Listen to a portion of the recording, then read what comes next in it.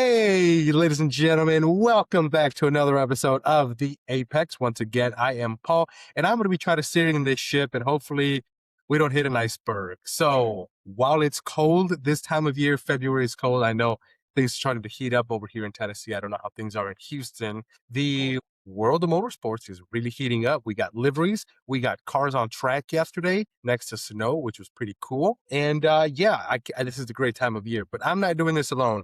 I got 3-2. God, I am really bad at this. I haven't even drank coffee. Counting is just hard this It's math. early. You got fingers, use them. I went to public school. That's my excuse. I have two really good friends here joining me today. The man with a beautiful mustache is Josh. Josh, how you doing today? Doing good, Paul. Just trying to stay warm.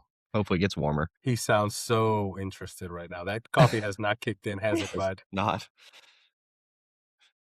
And the young lady in the middle with the wonderful cashmere Cadillac sweater. Meredith, how you doing today? I'm doing great. We're not as cold as y'all are in Tennessee, but it is definitely cold. I woke up and I just turned everything off a couple of days ago, like no AC, no heat in the house. And I woke up and I looked at the thermostat and the inside of my house was at 62. And I was like, all right, that's a little fresh. And turned on all our little electric fireplaces. But the cold has honestly been kind of refreshing down here in Houston. It hasn't been anything like what y'all got in Tennessee. So we had ice a couple of days, but it's kind of been nice to just like crack the windows open and turn off the AC and just let it be winter for once here. Yeah, it wouldn't have been bad here had it not been for all that ice we got. That's the stuff that sucked. Yeah. Mm-hmm. Like, I'm from I grew up in Wisconsin, so like I'm used to snow, but this thick layer of ice, we know you're from Wisconsin. This thick layer of ice has really sucked. But I had a coworker from Tennessee who his power was out for so many days that he was like, I've got to go check into a hotel. And all the hotels in Nashville were just asinine. And he was like, so he actually went to Mexico. He found a dirt cheap flight to Mexico and the hotels were dirt cheap in Mexico. So he's hanging out working from Mexico for the week because his house at Nashville still didn't have power. Listen, that's honestly if a power you can have move. the ability to work from home, hell yeah. Yeah. I was like, that's way better. I may do that. Yeah. Like, I know people in Mississippi. Yeah. Josh, we should figure out a way to work from home. And no kidding. I wish they would let we could figure that. Yeah, absolutely. But, virtual paramedic consulting. Absolutely. Perfect. We just can like teledoc on the computer. Yeah. I know I know you've been shot. Just hold pressure. Here, the Narcan. This is how you do the Narcan. Oh my gosh. But hey, we are here talking about motorsports and pretty much in everything. If it's got an engine and wheels on it, it's pretty much that dog is really into it. They're all of a sudden, it's like they've got this cold burst of energy in the mornings. Like when they wake up and it's cold, they're all zesty and they all just want to like run around and wrestle. And I'm like, please stop. That's just hilarious. Stop. I'm here for That's the opposite of my dog. My dog has migrated from the bed to the couch and is doing nothing. Oh, it's so funny. They don't really like to go outside at all. It's like, and I've got 2 shepherds and a husky. And so people are like, oh, they must love it when it's cold like this. Literally, you cannot pay them to be outside in this. When it's 95 and sunny, my husky's laying out sunbathing in the side yard and I can like see him during my meetings. But when it's cold like this, they won't go outside, but they love playing inside. They get the inside zoomies. Paul's taking his Instagram picture. Yeah, Meredith, awful picture on your end, but I'm just gonna send it anyway. But don't forget, I run the socials. I'm gonna pick some great freeze frames for those little pictures at the beginning of the videos. I can't wait. But hey, you know what? You guys are here to hear about motorsports, and I think we're gonna give you guys a little bit of everything. Yeah. Let's start with the biggest one of all, Formula One. We just finished with the Shakedown in Barcelona, right? God, I'm drawing a blank right now. Yep. Yeah, We had a whole week of Shakedown. We had Adrian Newey doing his weird concoctions and bringing out a spaceship out there that everybody was like, huh? And we had some livery launches. So what do you guys want to start? You guys want to start with the Shakedown or the livery launches? Let's start at Shakedown. Perfect. Josh, we had 5 full days of Shakedown. We had a lot of cars out there, a lot of laps. I know you can't really read into it much. It's all just very basic, just getting the hang of it. But what was your thought on it and how everything played out? Yeah, well, like you said, the information was already extremely limited. The Formula One was very much cracking down on any information getting out of Barcelona. So they even had police helicopters flying around looking for people, taking pictures from a distance. People were blocked. Yeah, it was like as locked down as you can have. And they even moved it back further. Like they had the initial line and people were pressing up against it and the And they're police like, were nope, enforcing, so gotta they move moved it back further. Yeah, so they were forcing people basically as far away as you could, physically force somebody away from the circuit. But of course, they ended up. Then what's funny is then they ended up posting pictures and videos from the. It's like, okay, so the official channels can post, but the outside media cannot. But anyway, so we do know a little bit. And like you said, it's way too early to try to make any assumptions off of this, but we're going to because it's speculative and it's fun. And that's what we do. And that's what we're going to do. That's what we do. So I'm going to do the thing that everybody else did and go, oh my God, Audi's so slow, blah, blah, blah, and complain about every one team. People were saying like Aston Martin were super slow, right? Did you guys see people complaining, saying that? And they were like, they're 20 seconds off the pace. Yeah, because they weren't running their engine on full power modes. They were not running down they even had, you saw a couple pictures of where they had a blue light on the back of the car where the rain light usually is, which usually flashes red. It was flashing blue so the other drivers would know that that car is not full speed. So it was completely by design. I didn't see that. Yeah, it was completely planned, but everybody just saw the timing numbers and immediately took it and ran with it. So I think the timing numbers are just something you can't really look into right now. It's No. just It's so hard though because with such limited information, it's the only thing I feel like I can go off of. Listen, if we're gonna go off of that, out of the 5 days, Lewis Hamilton got the fastest lap. I'm just saying. I'm not saying, but I'm kind of saying. I know, World but championship also with already. the high number of laps. So to me, like when I think about the timetables, I'm thinking about the lap times and the number of laps completed.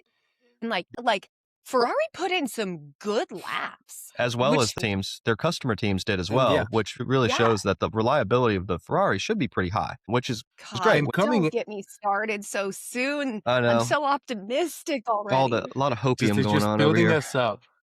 And especially going into the week, going into the start of this year, everybody was saying how behind Ferrari was and how they hadn't even started their engine and they were having all these issues. I don't know if I'm sure a lot of it is just PR move just to kind of set the bar low, but reliability, they did great. And, Mercedes also put up a hell of a lot of laps. And for the first couple of days, they were the quickest one. Well, and Lewis's lap time narrowly beat out Mercedes. And I feel like Mercedes was delivering more consistent lap times. I mean, I feel like I'm kind of jumping on the bandwagon. I know we all heard that Mercedes was going to be sick this year, right? But I genuinely feel like I'm jumping on the bandwagon of I would genuinely love to see a George Russell championship this year. He has been doing the grunt work for years, from Williams up to Mercedes, being number 2, growing into that team lead role last year with Kimi was really, really good for him. Watching him mature a lot as a team leader and as a driver. If that car delivers what it's rumored to deliver, what all the other people in the sport think is going to happen, I would absolutely be thrilled for a George Russell championship for him, because it's a cool story and that car seems sick. Yeah, I can't wait for the episode where the three of us do our predictions for this year, because I feel like the three of us are going to have 3 different answers, and I cannot wait to see what you guys are thinking. But Josh, I don't know if you heard, but I was hearing that none of the teams were actually running the fuel that they're going to use in 2026. They were using last year's fuel, which isn't the same as this year's fuel. So do you have any idea how much that's going to impact the new cars, or have you read anything on that? From what I've heard, it was just for that testing, right? I guess they were saying that the production is expensive for this fuel, and they may not have had enough of the fuel produced already. And there's always rumors that maybe each team has a different manufacturer for their fuel, pretty much based on whoever is their fuel sponsor. So Petronas for Mercedes is a good example. So just some teams may not have had access to the fuel required, so they just gave everybody the same fuel and just said, you know what, we'll work it out later. So they're expected to run the more sustainable fuels come March at the beginning of the season. But for now, at least in Spain, I don't know in Bahrain what fuel they'll be running, but that's what I heard on it. And then this year, everybody knows we have 11 teams with Cadillac coming in, but only 10 teams showed up to the Shakedown, with Williams not showing up. Do you guys think there's trouble in paradise and we're already having issues, or is this the mastermind of James Vowles kind of just saving a little bit of money here? And I think they're cooking. I think they're allocating their resources, and I think they're cooking. The fact that, they haven't passed the crash test, they're 30 kilograms overweight, and then, wow, magically, that's all done within 5 days. All of a sudden, it's all cleared up. I don't know. To me, I think it's, even though Williams had such a successful year last year, and we'll get into it when we talk about the liveries, they've had new sponsorship infusions. I feel like it was probably just a smarter use of resources. Now, sure, were there probably some road bumps, speed bumps? All the I don't know. above. Sure. All the Yes. above. I feel like there were definitely probably some challenges in the production of the car, and having limited resources, but I don't know. I feel firmly that with the trajectory we had from Williams last year, I don't feel like there's any way that there couldn't have been some strategy play coming into the beginning of the 2026 regulations that they've been working on very, very clearly since last year. So I don't know. I think it's a bit of strategy play. I don't know. Josh, do you think there's a lot of hype going into this Williams car this year, and there's a chance it might not live up to that? Because for years, James Vowles says, I don't care about 24, I don't care about 25, I care about 26. And now with all the issues coming into this year, you think maybe the hype is too much for them to handle? I don't know about too much for them to handle, but definitely when you set the bar that high and you've started to talk about the development of this car several years before anybody else was, supposed to be working on their cars, of course the expectation is that they could do something pretty good here. But there's not to say that they haven't had issues with the development of that car. I doubt that they would just purely decide to miss the shakedown week just because of a strategy play. I think that there were some culmination of issues that resulted in them not being able to show up for Barcelona, whether it be parts allocations where they just didn't have enough parts and pieces and they were worried about running out, or whatever the case may be. But that's a lot of driving time for not only the team and shaking out the bugs of the car, but also for the drivers to kind of start to grasp the new systems, the new car, the new engine, the new driving style that's going to be required. I think that's the biggest loss because, like James Vowles said, they had the car hooked up on the simulator and they were running physical testing on the actual Yeah. chassis and the powertrain itself. It wasn't digital or virtual. It was physical, like on a dyna. So the car was shaken down, sure, but the drivers have still not had a chance to drive the physical car. They may have had simulations, but it's different when it's on track. So I think that's the biggest loss in all this, is that they didn't have the driving time for the drivers. So, I mean, obviously they've got 2 weeks now in Bahrain that they can get into it, but that's many hours of driving time that they've missed out on. As far as the hype goes, I think it's a small team. It's Williams. It's a legacy team. There's a lot of people hoping that they can reach the heights that they were kind of promised by James over the last several years, and especially the strong finish to their season last year. That people want to continue that hype train. So we'll see what happens in Bahrain this next coming week if Williams is in the mix. But I just don't see a world where they would just choose to miss out on several days of testing just to save some money or to try to pull one over on everybody. Yeah. And the one thing we heard from all the drivers that were out there is just how completely different this car is to drive from last year. There's a huge learning curve. And even just taking Lewis Hamilton from when he started to the end of the week, his lap times increased because, he started getting more familiar with it. And even he said it's more of a driver car. And so like you alluded to, Carlos and Alex not having those hours behind those laps behind that car is really, you hate to say it, but they're going into Bahrain behind the 8 ball. Do you feel, though, that Shakedown Week was, in my opinion, Shakedown Week is more for the teams and the mechanics than it is for the drivers? Like, this is the first time they're really putting their cars on a track and they're seeing if that car can even fucking run, So to me, it's like, yes, the time is valuable for the drivers, but those 2 weeks in Bahrain are more for the drivers. Like, this week was really to test the mechanics of the car, to see what holds up, what adjustments they need to make. And then the 2 weeks of testing in Bahrain, to me, is more where they're like really, truly supposed to be getting familiar with the car. But I mean, I also saw yesterday the reports like Esteban Ocon was saying, like, don't think that the 2026 regulation car is going to be like it's harder to drive.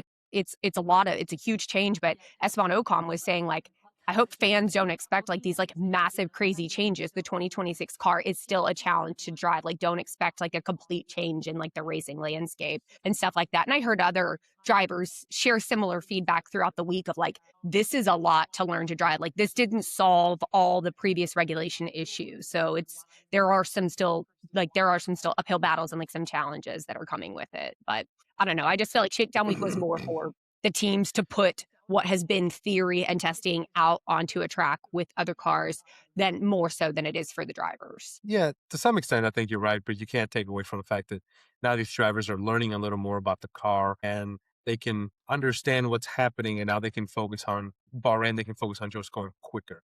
Yeah. And we know that the engines are reliable. We know that Mercedes and Ferrari are reliable. So now they don't have that to worry about. Now they just have to focus on let's go quick and let's figure this whole thing out. So one of the teams that I kind of alluded to earlier was like Williams, right? And the liveries and like the infusion of money. I know we had talked about it on the Instagram thread that Williams livery launch was this week. I like the immediate first thing that I noticed was like I loved like the little red and blue line detailing around it. It felt like an ode to like some nostalgia with the Williams team. But that light turquoise blue, which I actually am not a huge fan of, but I was like, why'd they go with that? Like, and then they showed the rear wing and it was the Barclays logo with that bright blue, which is their branding, which is their color. So that's a massive new sponsorship for Williams that like, I mean, I didn't see that. And there were a ton of other sponsorships on the car. I felt like what was interesting is that their title name is Atlassian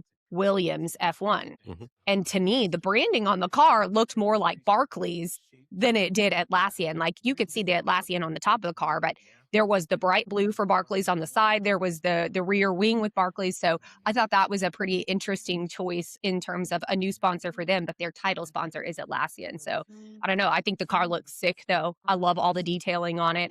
I was shocked by that light blue, but then the sponsorship made it make sense. Josh, what did you think of the Williams livery? It was pretty sharp. I agree. I like how we're kind of getting to that like little pinstripe deal on a lot of these cars Yeah. now with the detailing. It's subtle, but it's kind of an ode to like classic car culture. And it definitely throws back to, 60s, 70s, 80s liveries that we saw. So I know I like that that's kind of where the liveries are going to. I'm very glad that we didn't have the issue like we did at the last regulation change where the weight was a problem and everyone was doing the carbon fiber crap and it was very little paint on the car. It was mostly just black carbon fiber. At least we don't have that problem where every team just looks like carbon fiber with a little bit of color. So I'm glad that we're actually doing full liveries. I was kind of concerned, especially when obviously it's been dispelled, but the rumor with Williams being heavily overweight like that makes you start to worry that they're going to try to start cutting weight everywhere they can. Now, obviously that was dispelled and they weren't actually 30 kilograms overweight, but the fear was there. So I'm glad they actually went with a full Yeah. livery. Me Dude, too. I gotta say, this one and Haas have to be my two favorites. I like that light Barclays blue. I like the whole car as a whole. I am a big fan. I went out and bought some Williams merch. It gets delivered today. I can't freaking Oh, wait. what'd you go with? Nice. I got the hat and I got a hoodie. I'm super excited. I want that bomber jacket, but it's $170. I was like, ooh. I was like, oh my God, is there a kids XL? I'll buy the kids one. Actually, And not a bad idea to look at that. I love how they still use Duralast batteries as the air vent up top. That's super cool. Yeah, that's the best one. The thing that really drew my eyes to it was the tires. Did you guys see the wheels or the Yeah, rims? the outside, got it the looks like a jack- damn. Yeah. Overall, I'm a big fan of this Do livery. you think they're gonna allow that though? Like during the season? Like I was like, that's just for the livery mean, launch. I'm sh- No, they'll allow it. Plenty of others. I mean, Steak rode around with a giant steak logo on it for several races. That's right. They'll only remove it in countries in which the betting is illegal. Right, illegal. Yeah, and same with the nicotine sponsors; those will be removed in certain Yeah, like countries. a Same, yeah. Zen and Ferrari. I did not see that happening. I was like, Well, Yep. I mean, Is it? McLaren has used Velo for the last few years, and Velo is another nicotine pouch company. Mm-hmm. yeah, I just like I don't know anything about the nicotine pouches. Like the only one I know of is Zens because all the guys my husband golfs with, they all do Zens. And so I'm like, finding little pouches everywhere. So I got all the guys for Christmas year before last, little mini trash cans Little for Zen their little trash Zen cans. Yeah, I pouches for love their it. cars. Nice. Oh, even Grizzly. I was watching NASCAR last night. Even Grizzly, the chewing tobacco company, is now going nicotine pouches. And so everybody's that's kind of. Not shocking to me. That's a good evolution. But I will say the Grizzly liveries are always sick. Like, Yeah. They had one last year that literally the entire car livery, it was like last year, the year before, it was just, the livery just looked like shredded tobacco. Like it just looked almost like tobacco camo. And I was like, God, what does it say about me that I think that looks amazing? Ladies and gentlemen, she went and bought a thing of Grizzlies and started dipping. I'm hooked. But while we, still trying to wrap up F1 for today, I really want to talk about this. And I sent it in the group chat, and you two jerks did not reply to me. And I was a little upset because I wanted to Sorry, have a some of us discussion. actually have jobs. I don't know what that's like because I'm on vacation this set, so I'm just sitting around doing nothing. Can I just say how disappointed I am by the level of merch that's coming up this year. It's all just been lackluster and like nothing's really blown me away. I mean, the Williams has been pretty cool, but even today with the launch of the Cadillac stuff, it's literally the Mercedes stuff with Cadillac put it on it. I'm like, this year they just dropped the ball when it comes to merch. What is your guys' thoughts on that? I mean, I think Williams did the best job with their merch. I thought it was, I mean, I thought it was interesting how far in advance they put their merch out before they put the livery out, because I actually like now thinking back and comparing to the Red Bull launch, there is such a strong correlation between the Red Bull launch and the Red Bull merch. I don't necessarily see that because, and I don't know, maybe it was a later infusion of the Barclay sponsorship and the merch had already been designed. I think Williams wins the merch games. I would actually put Haas in second. I think the Haas merch also looks fantastic. I'm with you. I think the Cadillac shirts look just like the Mercedes shirts did, but I think it's the year of the bomber jacket because Caddy also released that bomber jacket that's the black varsity style with the white sleeves. So I feel like bomber jackets are just having a moment. Now, if there was one that I had to pick, I would pick the Williams one over the Cadillac one. I guess I just really didn't expect Cadillac's branding to just be black and white, which is really all it looks like. It looks very, very basic. And maybe that's what they're going for. Maybe they're going for a very clean look. But again, it still just says Mercedes to me. I think the one that flopped the most for me was the Audi merch. It's kind of all like gray. Yeah, Interesting, because I'll be honest, that one Audi was my favorite of the drops. Really? It has a classic just with like the streetwear bright red kinda on deal. the car, I was hoping for more of that in the collection. I thought like the big silver jackets was just I don't know, that's just really cool to me. I didn't see those. Ooh, I want to look that up. Yeah. I just saw like the hoodies and like the sweatsuits. Audi F1. Stand by while we Google this real quick. Yeah, Audi F1 merch. And of course it's Adidas, I believe. Yeah. I feel like Adidas does sportswear so well, though. I'm a big Adidas fan. Yes. Yeah, for some reason, I'm only seeing like the tracksuit style and gray shirts, and I'm on the Adidas website. Let's see, Audi Sport. I didn't see this silver jacket you refer to. We'll edit this big pause out, people. No, we won't. But while we do that, No, we you know won't. what I think completely missed the mark? Puma and McLaren. Yeah, I think that one was pretty. I was expecting a little bit more than that, especially with is it Puma's first year with McLaren? Right? Yeah, I was expecting them to go a little bigger. Yeah, I just. But you know what's interesting is like the thing that y'all hated about the McLaren shirts, like with the stuff on the bottom, is not on any of the other merch. So on all the other merch, it's just the orange and black color block, but it doesn't have anything on the bottom that you guys didn't like. So I thought that was really I don't know. I felt like with McLaren, there was like inconsistency in the merch. It's like it has that big logo on the bottom of the t-shirts that y'all hated, but then some of the other stuff it didn't. But for the most part, it's still just orange and black. Yeah, I can't seem to find any. I can't find that jacket from Audi. So clean. The Audi tracksuits are so clean. What is that? Like a tracksuit? I know, but what team? It was blurry. I couldn't see. Audi. Oh, Audi. It was That Audi. was Audi. Yeah, I'm not saying it's not clean. I just expected them to do a lot more with the bright red that is going to be distinguishing them versus a gray. Like I like basic, I like clean, but yeah, I don't know. The McLaren just didn't do much for me. I do think that weird new on logo, I mean, I'm sure that Optimum Nutrition, it's only on the t-shirt. But like if you look at the team polos, it's not on the team polos, it's not on the sweatshirts, it's not on the sweaters or anything. So I'm okay with that. What I do like from the McLaren collection, and they did this last year in their collection with Hollister, they put out more of like a jersey style that was like kind of like the soccer jersey style with like the color block sleeve and the sport fabric. And I really do like that one.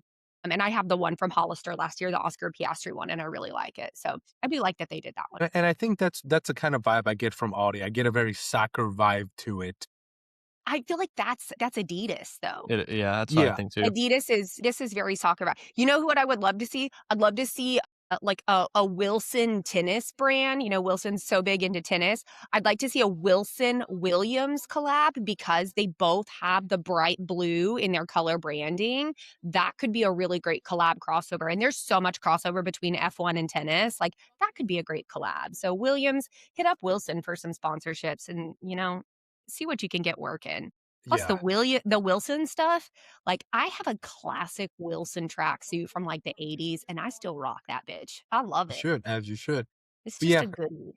thoroughly I'm really disappointed with Cadillac. I just feel Yeah. like listen, I'm as dumb of a human as they come. I'll be the first to admit that.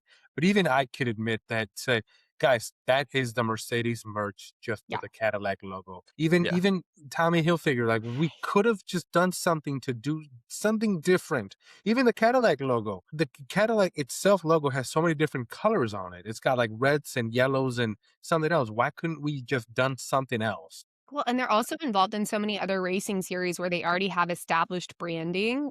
They could have been more consistent with that. Like Yeah. Cadillac Motorsport has branding. It doesn't seem to align with the Cadillac F1 Motorsport branding. So I'm going to be very interested for this livery reveal on Sunday at the Super Bowl. Like, Speaking of it's like that, Joe's all pumped about the Seahawks, and I'm like, I'm ready for the have Cadillac you livery. guys heard how the reveal is going to be? No, I haven't seen anything. Have No. you? What rumors do Yes. you know, Paul? So yeah, as you guys know, I am bilingual, not to brag or anything. Is Bad So Bunny dropping down in the Niner Stadium on the car? Nice. I told That'd y'all be cool. that's what I no, wanted. so from I saw a gentleman who does F1 content in Spanish, and he was talking about the Cadillac F1 livery reveal is not going to be anywhere near the Super Bowl. It's going to be in New York City. It's going to Well, I be mean, a I figured if it Yeah. wasn't going to be the car dropping down into the stadium or coming out onto It's the just gonna be field, a they were doing it commercial. elsewhere, but it would be aired Yeah, during it's it. gonna be a commercial. The car's gonna be behind a glass box somewhere in Times Square, and there's gonna be a countdown for it, and then it's just gonna reveal. At some point during the Super Bowl, it's Well, just that's gonna be a reveal. anticlimactic. So, like, it's very anticlimactic. I don't know if I Well, believe that. I mean, it's not gonna just be random. It's gonna be coincided with several commercials. They've already released one or teased one. yeah. Yeah. I will be interested to see how they do this. I'm just going to be glued to the TV. Yeah, I'm gonna be honest with you. I've been very disappointed with the whole rollout that Cadillac has done. That I'm just kind of I'll be watching. I'm on vacation this set, so I'll be home watching Super Bowl, and I'm just gonna be like setting the bar very low. That way, I know I won't be disappointed. Yeah, Joe has this like thing about when Joe watches the Seahawks, he is calm. He's not the guy that yells at the TV. Like my papa growing up had a Dallas Cowboys plush football, and he had like this little plush ball bin next to his recliner. And when he would get pissed at the Cowboys, he would throw little plush footballs at the TV. My husband is the polar opposite. When he is disappointed, you will not know it. When he is excited, you'll barely know it. He is a very middle of the road watcher. He likes to be even keel. So watching sports with other people who get overly aggressively invested and are like yelling at the TV, like my husband hates that. So when I was asking him, hey, do you want to like go to the Super Bowl? We can try to make war. He's like, absolutely not. I want to watch at home. And then I was like, do you want to have people over? And he's like, hell no. I don't want people over here. He was like, because then people are going to be like, Joe, aren't you mad about that? He's like, I just want to freaking watch the game. So I was like, all right, great.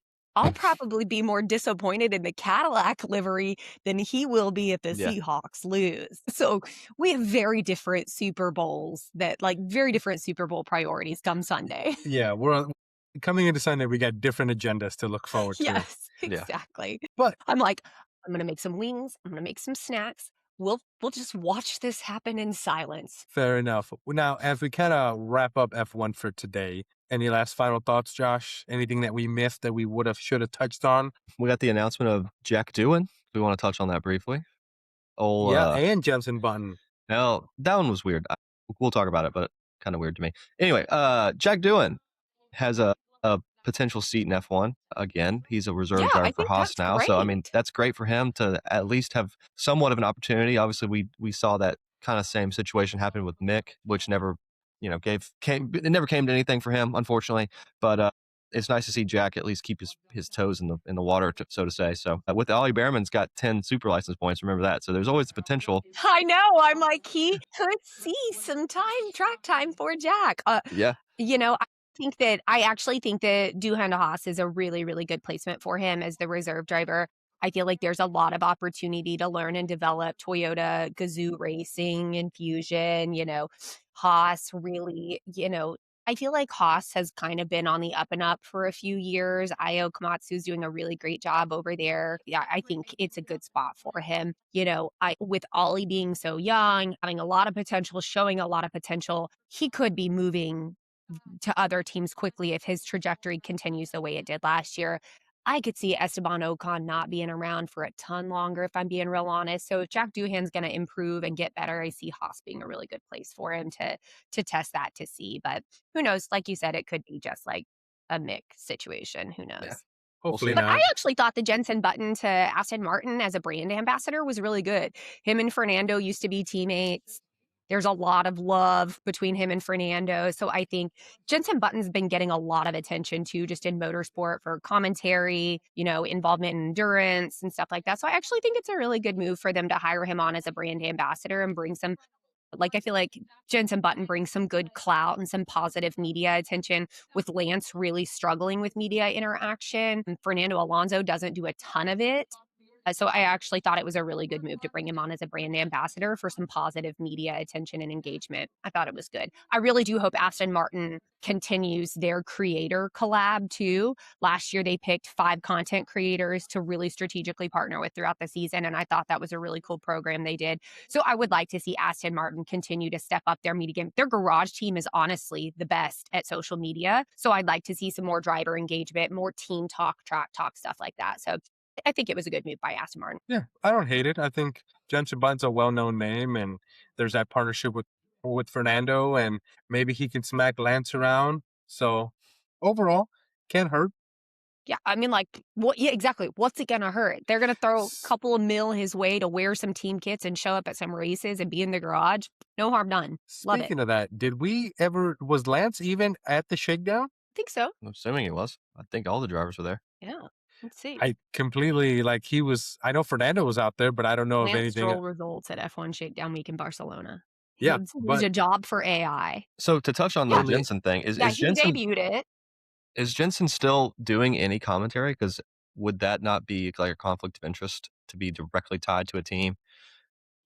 Yeah, Well, maybe he's not doing commentary this year. well, Maybe because he I know said, Scott, "Fuck obviously, y'all keep putting me with Danica, and I'm out." maybe Maybe he's he probably said, tired of "I'm that shit. done." Like, Because he by was the way, working for Lance Sky. Stroll, Yeah.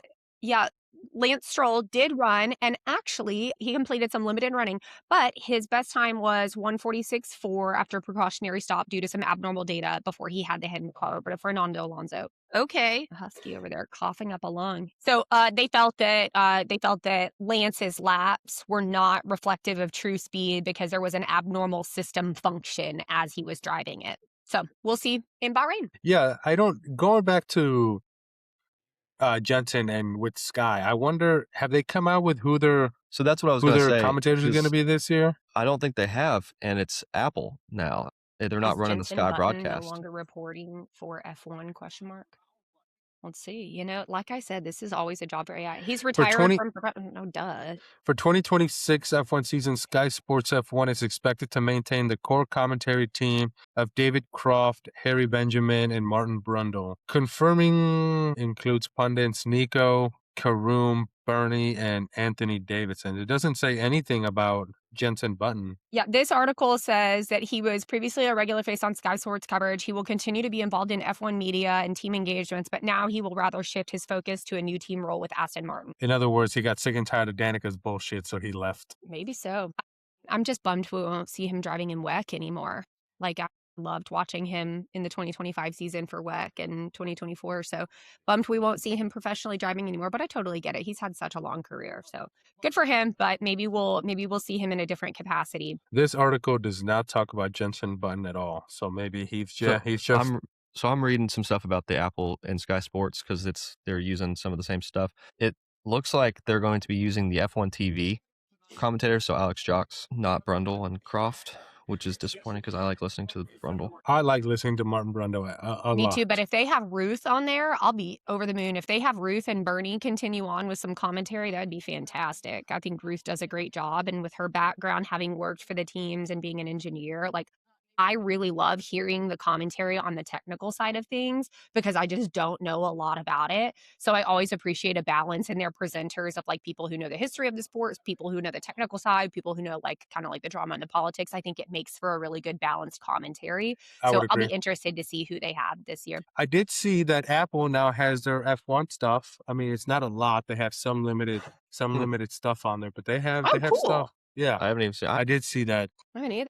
You know how the F1 TV had like documentaries and stuff? Yeah, now you can do on the F1 app. It's got the stuff on there. It's got a whole bunch of different ones. It's very limited, but Well, maybe it's the beginning of Well, like I'm the excited. migration.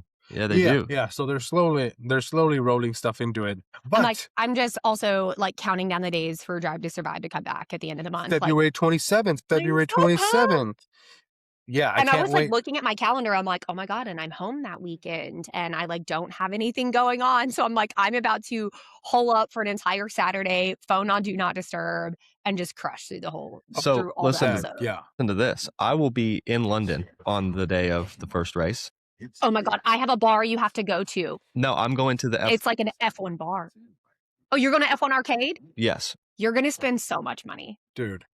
It's going to be fun. Well, It's so going to be fun. here's my thought. So the race is at like 4 in the morning there. But being at the first race and it's in London, I'm almost wondering if now nothing's been announced or anything, but I almost wonder if there'll be some activations there. Oh, there's for sure some will team be. activation. There will for sure be. Yeah, so I'm gonna Hopefully. reserve my tickets for that when they come online, and then so I will be there. Yeah, what is it, like $50 a person to get in No, for the? It's like 15. Oh, I thought it was like 50 a person to get in on race days. No, there is a reservation, there is a ticket, but it's not that much. Okay, good. That's awesome. Well, if you change your mind or want to go to a bar to watch anything on like that Saturday, I have a bar for you and it's a blast. There are a million TVs. The drinks are awesome. The place is super, super cool. So I'll send you. But yeah, we plan to binge watch the hell out of that, and we're gonna give you guys our thoughts on that in a future episode. And I can't wait to sit down and figure out what Netflix got, because the whole leaving with Christian Horner leaving and all the issues. I wonder what's gonna happen there. Mm-hmm. Cannot wait.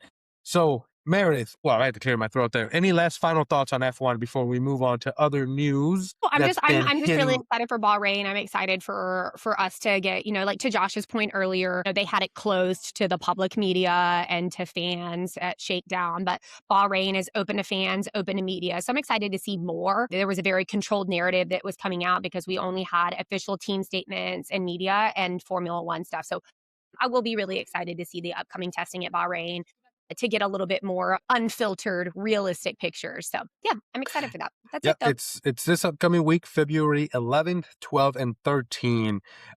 Local time. I mean, this is just my time here in Tennessee. It would be 1 a.m. to 10 a.m. all 3 days. So if you're that crazy about it and you want to wake up at 1 a.m. and stay up all night, by all means, do it. I might be a creature of the night's watch. Listen, Josh got really into IMSA and pretty much stayed up all night watching it. So yeah, we know that man is a night owl. But as we kind of put a pin on Formula One for the week, let's shift gears over to IndyCar.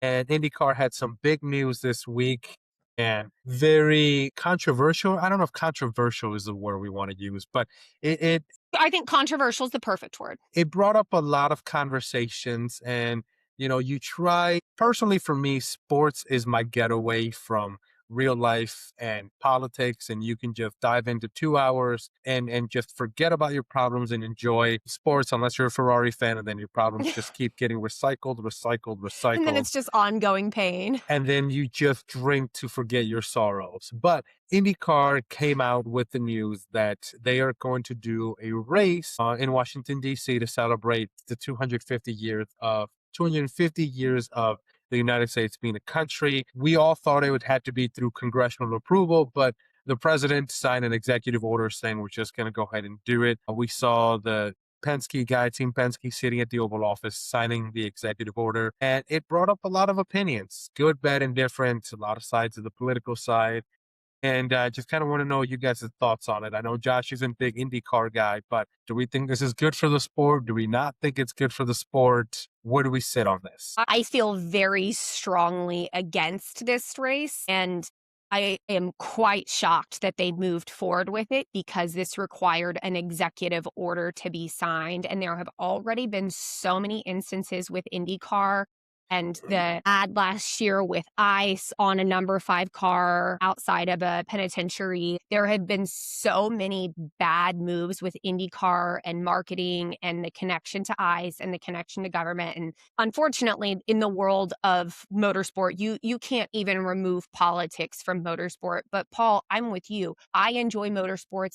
Motorsports are my escape. And so I really, really, really, really hate that they are infusing furthermore a narrative of politics into the sport and potentially alienating some people. Like most of their drivers are immigrants. And I just think that it's a bad move, but Roger Penske probably really pushed for it. And I have made the personal decision, and I fully respect IndyCar fans who have said, you know what, this was my final straw because of my own political beliefs or my connections to it. And I'm going to sit this season out. I fully support their decision. I've made the decision that I will move forward with watching IndyCar because I support these drivers. I support some of these teams. I support that this is the career they chose and it's a hobby that I love. I just have to make peace with that and enjoy the sport for what it is for me to support other people's decisions for how they support it or not. I don't like it. I think it's a bad move. I think it was a calculated choice to infuse more politics in. We talked about it last week. There were so many other locations that would have been incredible street races that could have also celebrated 250 years of America without making such a bold political statement. So that's where I stand on it. I've chosen to move forward as an IndyCar fan because I love the drivers, support them, support their careers, and I love the support. I hate the infusion of politics into it. Josh, do you have an opinion on it? I know you're not, like I said, you're not big on IndyCar. Well, even besides IndyCar, I think there are definitely cooler locations for this race, right? If you're going to take the time and money and effort into creating a street circuit somewhere, definitely other locations could have been cool. We've talked about, New York, Chicago, somewhere West Coast would have been neat. But at the same time, every other sport across the country has some kind of patch or some kind of something on the jersey, right? That's celebrating the 250 years of the United States. So yes, politics aside, it's something that every other sport is doing. Now, had this been another administration, I think people would have a different outlook on a race in DC. I think it's just because things are so polarized right now that this is negative. It wasn't, we had Trump at the McLaren garage, right? People weren't boycotting F1 because Trump went to a race, right? So yes, some people did, and that's okay. Yeah, and sure, some did. I'm sure some boycotted F1, some boycotted McLaren, and again, that's okay. That's everybody's personal choice. Sure, and everybody can do what they want to do, but at the same time, I think you can't demonize the ones that do decide to go. It's a free race. I think that was a really good move that they decided to go for. That may open up the potential for people that may never have the opportunity or haven't had the opportunity to see a race in person. So I think that was a cool move that they allowed it to be free. They're not trying to make money off of this. They're trying to just do a celebration. So political climate right now is obviously extremely difficult. And every move that anybody is going to make that even could be connected to politics is going to be under a microscope. But you don't see people complaining too heavily about an armed services or an armed service respect deal with NASCAR, like flyovers and events and things like that. So I just kind of fail to see how some of this has been blown up the way it has. It's just a race in a city. It's not like they're doing this whole deal where they're signing documents and declarations and they're running around it with Trump cars and all that stuff. It's at the end of the day, it's just a race in a city that's celebrating a country's anniversary, right? I didn't. Yes, because of who's in power and how, and I will agree, and how it was created. The whole advertisement inside the mall is nuts. That is a crazy thing to have to kind of go through to jump through those hoops. And the fact that it was just done with an executive order instead of going through Congress to change the law is absurd.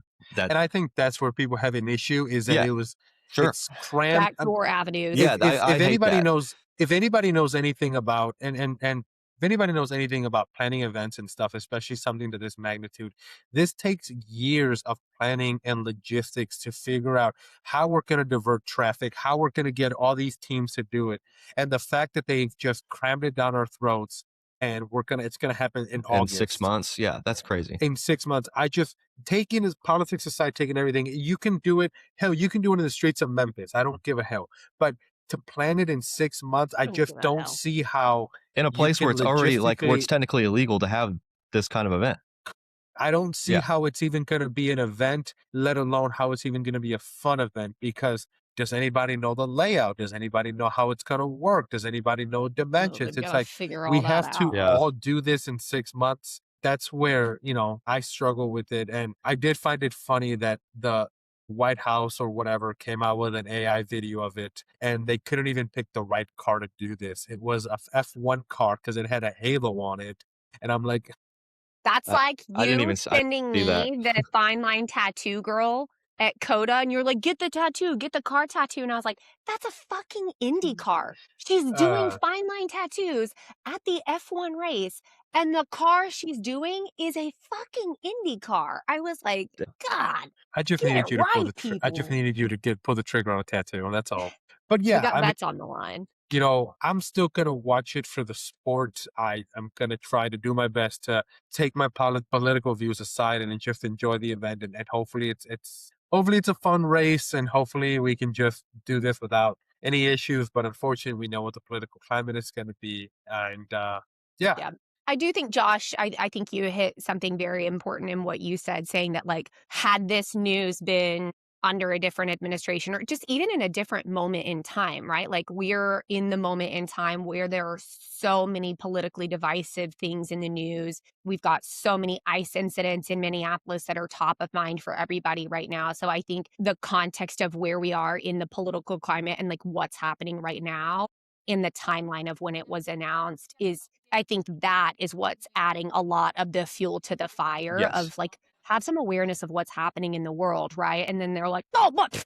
IndyCar race in DC, yeah." So I think it is about the moment in time of we're just at such a heightened political awareness, and with the media, everybody's got access to everything, true, untrue, AI, real. Nobody even fucking knows. So I think that has a lot to do with like the heightened emotions on everybody's side of like where we are in this Oh, moment. yeah. And yeah, Yeah, I'm with you, if this Paul. had We just have to make your decisions and make your peace with it and be willing to hear others out if, they feel they need a space to talk about it and be happy with whatever choices everybody makes. and whether you want to not watch it or you're gonna boycott the whole season, I'm not gonna Yeah, I'm not gonna talk shit. everybody's right. Everybody, you have your own opinion. I'm still gonna watch it. I'm still gonna be a fan.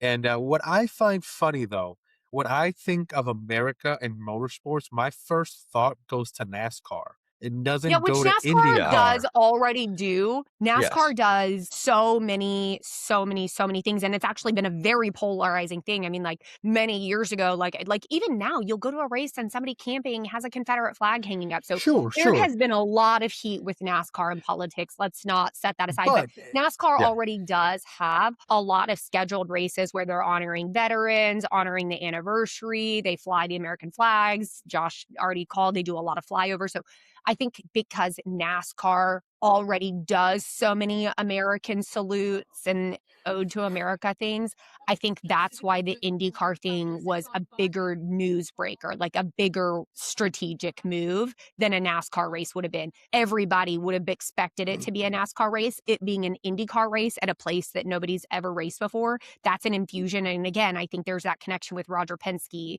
that was like really pushing for this because it's something so out of the ordinary for IndyCar. Well, let's yeah, think about it from a so little bit of a different perspective too.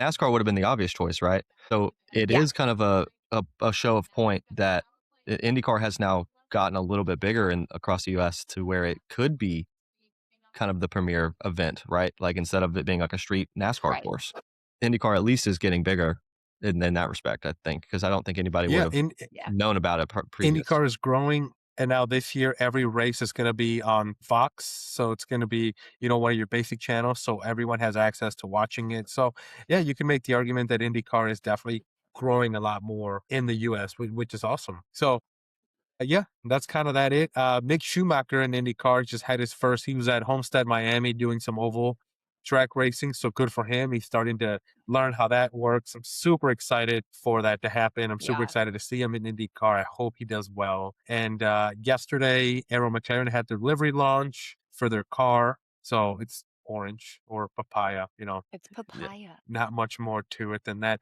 The other thing that I just can't seem to wrap my head around is this commercial that they came out with. And I know did we talk about it last time with the garbage Mhm. man? We did.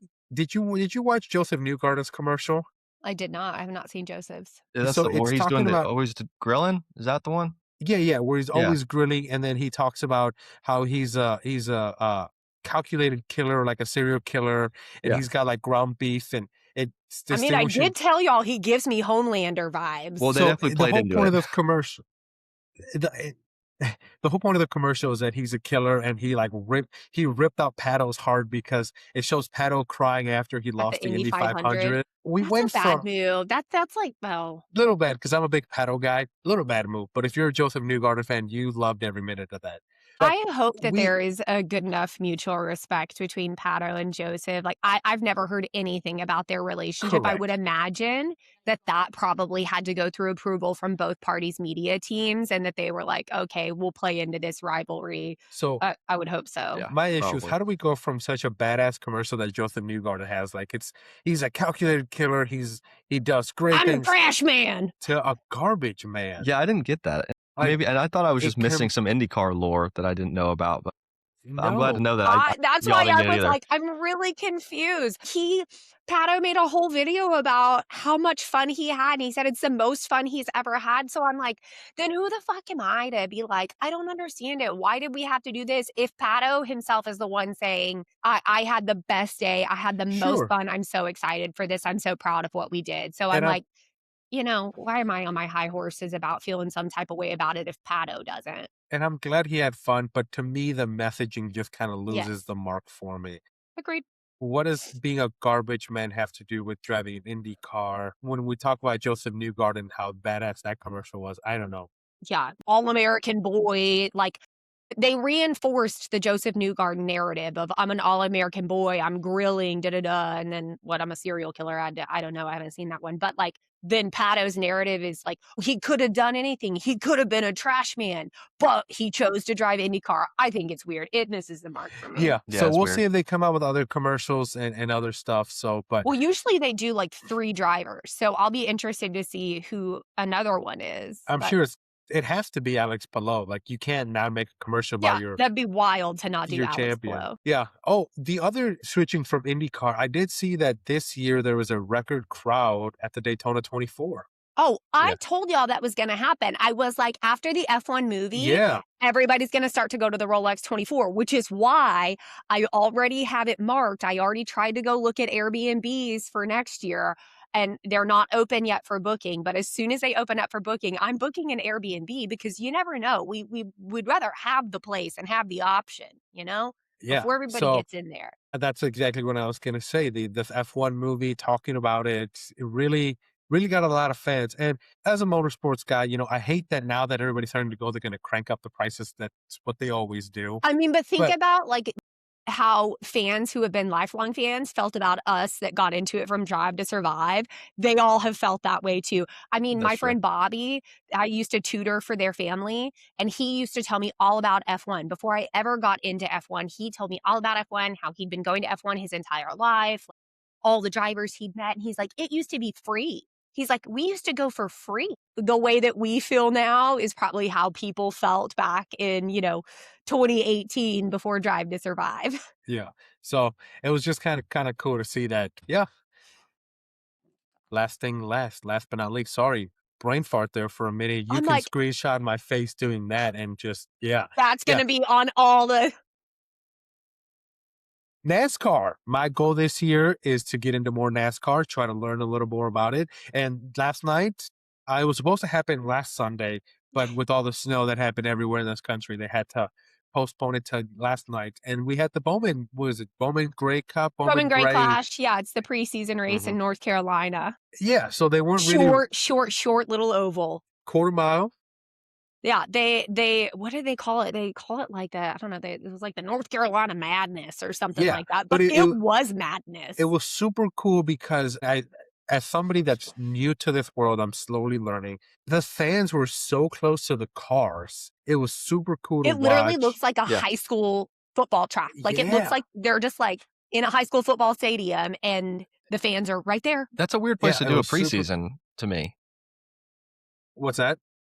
To me, that's a weird place to do a preseason test or race. I guess they've been doing it for years. It's Yeah, a thing. they've been doing Okay. it for a while. I It's was just gonna say, how do it's you?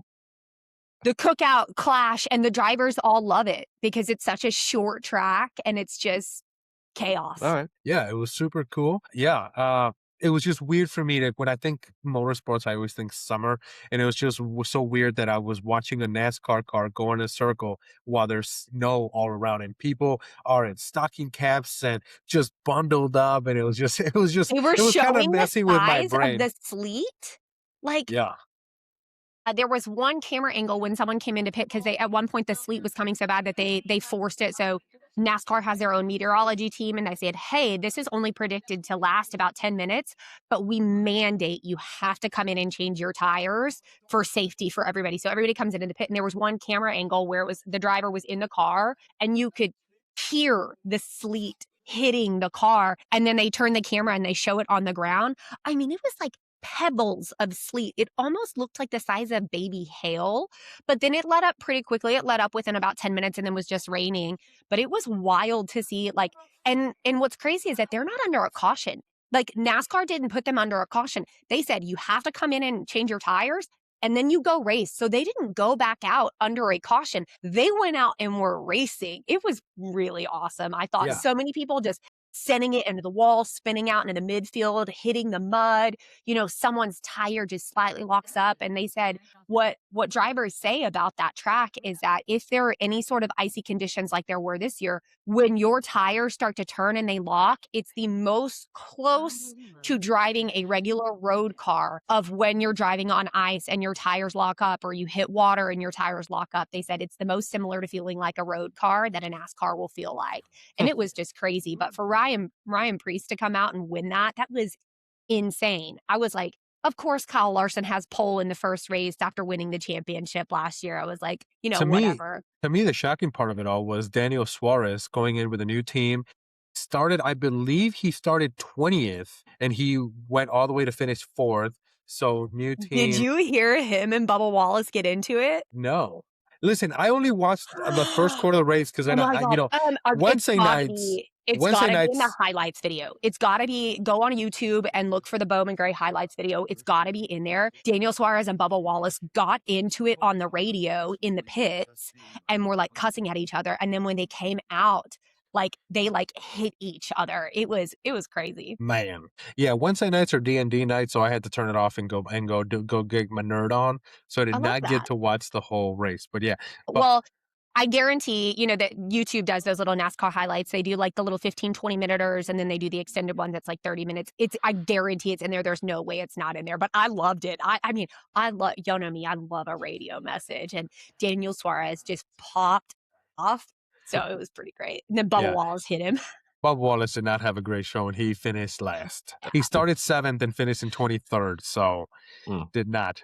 But yeah, it just made me happy to have cars back on track. What a kickoff. I know it's preseason, but I was excited to see it. It was great. Some of the cars, it was like 3 of the cars had glow in the dark. I mean, it's a night race. So they had glow in the dark liveries. Those looked sick. The one thing I'm still trying to get used to is the bumping each other. Oh, There's a lot of bumping them to get out of the way. I was like, to me, because coming from NASCAR or coming from Formula One, where you can't even touch the car next to you. Yeah, I love it. It's like a big no-no. NASCAR is like bumping each other and trying to scoot them out of the way. Grind. Yeah, so it's been a lot of fun. I can't wait to get into more NASCAR. So with that, I think we've kind of hit it all. Anything else that I missed that I did not touch on? No, we got McLaren Livery launch on the 9th. Yeah, we got Bahrain coming up. Bahrain starts on Wednesday. Next week. Yeah, we get to talk about a lot next week. We'll have, like F1 news. We have NASCAR Daytona. We have livery reveal for Cadillac next week. McLaren livery reveal on the 9th. So we won't have that. Yeah, we will. Yeah, we'll have that by the time we record next week. So next week will be a big episode. Next week's going to be juicy. Can't wait. All right, guys. With that, we're kind of wrapping it up for today. Please follow us on all the social medias. Like, share, post, comment. Tell me what you think. If you hate the mustache, tell me. I'll shave it off. I love the mustache. Y'all have to keep the mustaches. Listen, can we do an episode when you have one on too? Like, Oh, get one of the You have stickers. to. absolutely. That's a You must. don't ever have to. You don't have to convince me to ever wear a wig, to dress up with a theme. Like I need no convincing with that. So absolutely, I'll wear a mustache one episode. How about that? That would be great. Perfect. I cannot wait. So yes, guys, please interact with us on our social medias. We would love to talk to you, get to know you a little more. And please share this, repost this. Let's try to get these likes as much as we can. Josh, any last final thoughts before we wrap it up? Nope. I'm excited for this week we get the final deliveries and the Bahrain test where we actually finally get to see kind of what we're dealing with for this next year in F1. So super stoked on that. Absolutely. Meredith, what do we think? You excited? Last final thoughts. Yeah, I'm just excited. A lot of great motorsport stuff coming up in the next week. I'm super excited for next week's episode. So ready for it. With that, guys, thank you so much. Have a great week. Bundle up, stay warm, and we will be talking to you guys real soon. Bye, everybody. Bye.